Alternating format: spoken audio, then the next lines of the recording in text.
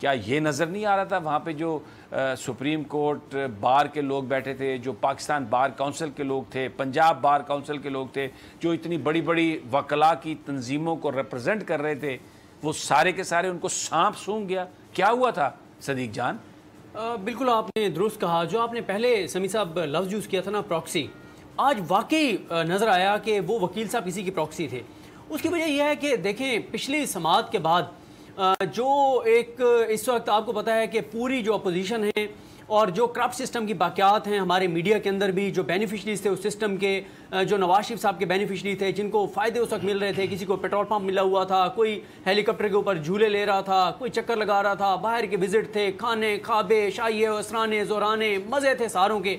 اس وقت دیکھیں ان سب کے جو فوکس ہے نا، ایک تو سب اس وقت ان کے لیڈر اور رہنما اور کیپٹن ہیں مولانا فضل الرحمان اور کیپٹن صفدر صاحب، اور جو دو تین چیزوں کو انہوں نے جن پہ فوکس کیا ہوا ہے ان میں سے ایک فائز صاحب کا جو کیس ہے اس کو کیا ہوا ہے، اور اس کو ایک وہ حکومت کے خلاف ایک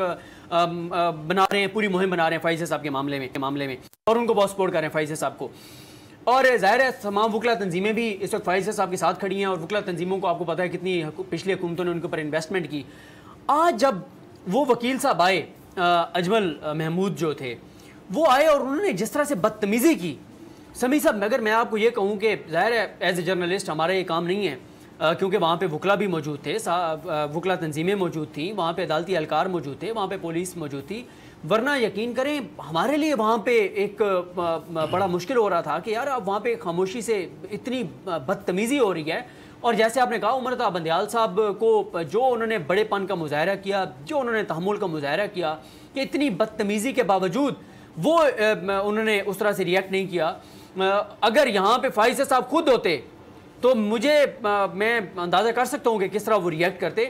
اتنی بدتمیزی کی عمر عطا بندیال صاحب کو آ کے، اور اس وکیل نے آ کے یہ کہنا شروع کر دیا کہ تم اٹھو، تم اٹھ کے جاؤ، یہ کرو وہ کرو. وجہ کیا ہے؟ وجہ یہ ہے کہ آپ نے پچھلی سماعت پہ دیکھا کہ عمر عطا بندیال صاحب جس طرح اس بینچ کو ہیڈ کر رہے ہیں، جس طرح اس کیس کو لے کے چل رہے ہیں، کہ وہ پریشرائز نہیں ہو رہے. کیونکہ ایک بڑا وکیل بھی جب کسی بینچ کے سامنے پیش ہوتا ہے تو اکثر ہم دیکھتے ہیں کہ ججز جو ہے نا وہ بڑے وکیل کے سامنے اور طرح سے ریئیکٹ کرتے ہیں، بڑے بیک فٹ پہ رہتے ہیں. لیکن تمام بڑے وکیل فائز عیسیٰ صاحب کی حمایت میں سامنے ہیں، کھڑے ہیں، لیکن عمر عطا بندیال صاحب بڑے تحمل کے ساتھ، مضبوط اعصاب کے ساتھ اس کیس کو لے کے چل رہے ہیں. آج کوشش تھی کہ کسی طرح سے عمر عطا بندیال صاحب کو ان کے اوپر ٹیمپر لوز کریں، ان کے اوپر اٹیک کیا جائے، ان کو. اب دیکھیں جو لگ یہ رہا ہے کہ جو قاضی فائز عیسیٰ صاحب کے جو وکیل ہیں منیر ملک صاحب، زبردست وکیل ہیں، اس میں کوئی شک نہیں، بہت سمجھدار اور بڑے لائق وکلاء میں ان کا شمار ہوتا ہے. وہ جو چیز آج بیان کرنے کی کوشش کر رہے تھے کہ وینم ہے وفاقی حکومت میں، ان کے جو پٹیشنز فائل ہوئی، ریویو پٹیشنز فائل ہوئی، اس میں انہوں نے کہا کہ جس طریقے سے وہ سارے چارجز ایم کیو ایم کی پٹیشن میں بھی وہی ہیں، تحریک انصاف کی پٹیشن میں بھی وہی ہیں. تو یہ ایک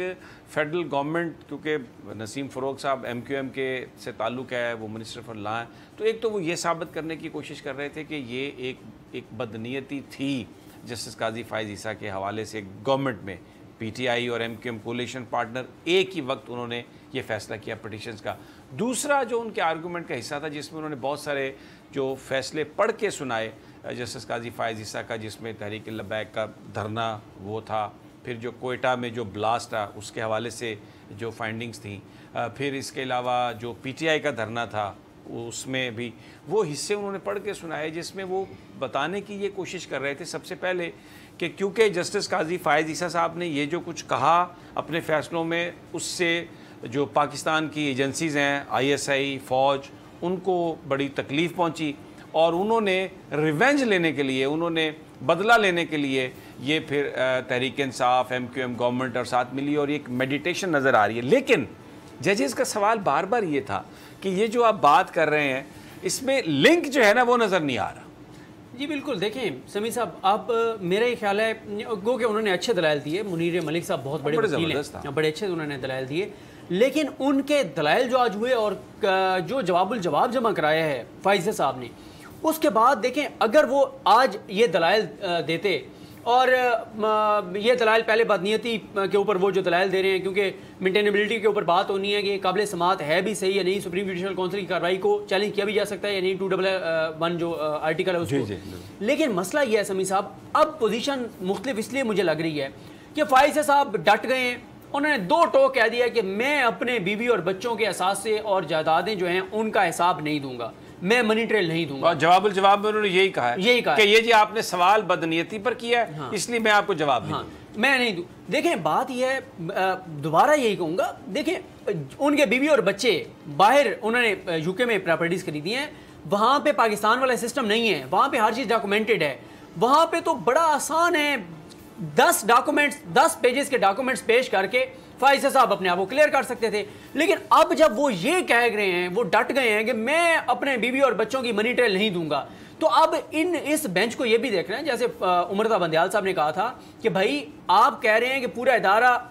آن ٹرائل ہے. بالکل پورا ادارہ آن ٹرائل ہے. اس عدالت کے اوپر سوال ہیں کہ اس ملک کے اندر، اس عدالت کے اندر ایک وزیر اعظم ریسیویبل سیلری، نواز شریف کی ریسیویبل سیلری تھی، لی ہے نہیں لی، ریسیویبل تھی، وہ ان کا اثاثہ تھی، اس کے اوپر آپ نے ان کو تاحیات نائل کر دی اور بالکل ٹھیک کیا. ہم خود اس پورے کیس میں موجود ہے، پاناما پورا سنا ہے، بالکل ٹھیک فیصلہ کیا. ایک وزیر اعظم کو تو آپ گھر بھیج دیتے ہیں کہ اس نے ایک سیلری جو ریسیویبل تھی لی ہے یا نہیں لی الگ معاملہ ہے، لیکن اس نے ڈکلیئر نہیں کی، آپ نے اس کو تاحیات نائل کر دیا، وہ کبھی الیکشن بھی نہیں لڑ سکتا. لیکن ایک جج صاحب جو ہیں، ان کے بیوی اور بچوں کے جو اثاثے اور جائیدادیں جو سامنے آئی ہیں وہ ڈٹ گئے ہیں، وہ کہتے ہیں میں منی ٹریل نہیں دوں گا. تو یہ عدالت کے اوپر بہت بڑا ایک بوجھ ہے، بہت بڑا سوال ہے. پورے پاکستان کی عوام دیکھ رہے ہیں کہ کیا اپنے جج کے لیے بھی اس عدالت کا وہی معیار ہے جو ایک حکمران کے لیے، سیاستدان کے لیے ہوتا ہے. خاص طور پہ جو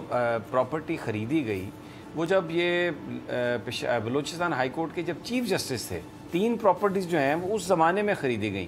تو جب آپ چیف جسٹس ہیں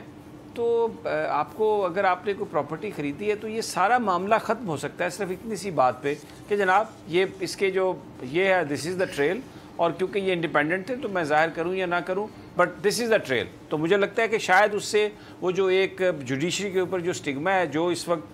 جوڈیشری کی جو بیسیکلی جو اضطراب ہے، جس کا عمر بندیال صاحب نے بار بار ذکر کیا کہ یہ کیس اس لیے اہم ہے کہ پوری سپریم کورٹ ٹرائل پر ہے. جیسا بھی آپ نے کہا، لوگ یہ دیکھنا چاہتے ہیں کہ اگر کسی جج کے اثاثے بڑھتے ہیں اور اس سے منی ٹریل مانگی جاتی ہے، وہ منی ٹریل نہیں دیتا، تو پھر اس کا کیا فیصلہ ہوتا ہے. تو مجھے یہ لگتا ہے کہ یہ جو قاضی فائز عیسیٰ صاحب کا جواب الجواب ہے، جس میں انہوں نے بالکل قطعی طور پر جو میرٹ آف دا کیس ہے اس پہ انہوں نے کہا جی میں تو بات ہی نہیں کرنی، اور وہ ٹیکنیکل گراؤنڈز پر جانا چاہ رہے ہیں. اور یہ وہی بات ہے جو جسٹس افتخار چودھری مانگ رہے تھے خلیل الرحمان رمدے سے، اور رمدے صاحب نے تو اس وقت دے بھی دیا کیونکہ ایک عجیب ماحول تھا. اور اس حوالے سے عمر بندیال نے پہلی ہیئرنگ میں یہ بات کہی تھی کہ یہ کیس اس کے ساتھ نہیں ملتا، اس لیے کہ یہاں پہ نہ کوئی جج سسپینڈ ہے، نہ کوئی جج اریسٹ ہے، نہ کسی جج کو کام کرنے سے روکا گیا ہے. اور تو اس لیے یہ اس کیس کے میرٹس جو ہیں یہ بالکل اس سے ڈیفرنٹ ہیں، اس سے آپ اس کو کمپیریزن نہیں کر سکتے. تو لگتا یہی ہے کہ جس طریقے سے یہ جو آرگیومنٹ بلڈ اپ کرنے کی منیر ملک صاحب کوشش کر رہے ہیں، جو ان کا جواب ہے قاضی فائز عیسیٰ صاحب کا at the end of the day, اس جواب کی وجہ سے جس میں وہ کہتے ہیں کہ یہ سارا مجھ سے تو پوچھے ہی نہ، کیونکہ اگر آپ مجھ سے پوچھتے ہیں کہ یہ پیسے کہاں سے آئے ہیں تو جناب آپ تو بدنیتی پر پوچھ رہے ہیں، یہ تو بدنیتی پر مبنی ہے، اس لیے میں تو آپ کا جواب بھی نہیں دوں گا. مجھے لگتا ہے یہاں پر معاملہ خراب ہوگا. دیکھیں سمی صاحب، جو جواب الجواب انہوں نے جمع کروایا ہے اس میں انہوں نے کہا ہے کہ جی 3 نہیں 2 پراپرٹیز اس وقت لیں جب میں چیف جسٹس تھا، ایک 2004 کی ہے، لیکن 2 ہیں جب وہ چیف جسٹس ہے بلوچستان ہائی کورٹ کے. دیکھیں بات یہ ہے سمی صاحب، ایک اور آج دیکھیں ان کے وکیل صاحب نے اور قاضی فائز صاحب نے جو اعتراض اٹھا دیا ہے کہ اٹارنی جنرل آف پاکستان کیسے سپریم جوڈیشل کونسل کے بہاف پہ جواب جمع کرا سکتے ہیں. آپ اس دن پچھلی سماعت پہ بھی آپ موجود تھے، اس وقت کیا جب یہ پوائنٹ اٹھایا تھا منیر ملک صاحب نے، اس وقت عمر بندیال صاحب نے کیا کہا تھا؟ انہوں نے کہا یار وہ پوائنٹس مت لو جو سول کورٹ میں ٹیکنیکل پوائنٹس لیے جاتے ہیں، انہوں نے کہا پرنسپلز کے اوپر اپنا کیس لڑیں. تو جیسے بات یہ ہے قاضی فائز صاحب، میں دوبارہ یہ کہوں گا، پچھلی بار بھی آپ کے پروگرام میں میں نے یہی کہا تھا کہ قاضی فائز صاحب وہ جج ہیں جو سب سے زیادہ اپنے ریمارکس میں پاکستان سے محبت کی بات کرتے ہیں، اسلام کی بات کرتے ہیں، قرآن مجید کی بات کرتے ہیں، احادیث کے حوالے دیتے ہیں، قرآن آیات کے حوالے دیتے ہیں.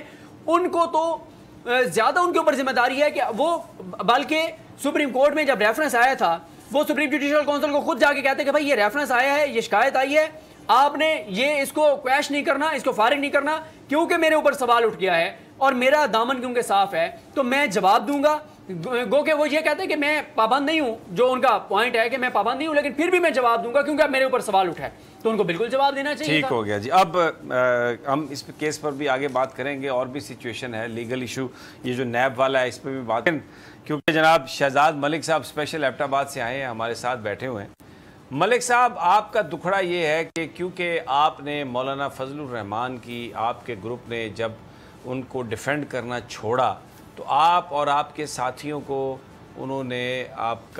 کا بالکل ناطقہ بند کر دیا اور بہت سارے لوگوں کو نکال دیا جہاں جہاں وہ مساجد میں تھے. بتائیے کیا آپ بنیادی طور پر مولانا فضل الرحمان نے کیا آپ کے ساتھ کیا ہے, آپ کیوں ان کو اب آپ نے ڈیفینڈ کرنا بند کر دیا ہے؟ کیونکہ وہ تو کہتے ہیں کہ میں دین کی آواز ہوں, میں علماء کو ریپرزینٹ کرتا ہوں, اور نہ جانے کون کون سے وہ اب کہہ رہے ہیں کہ جن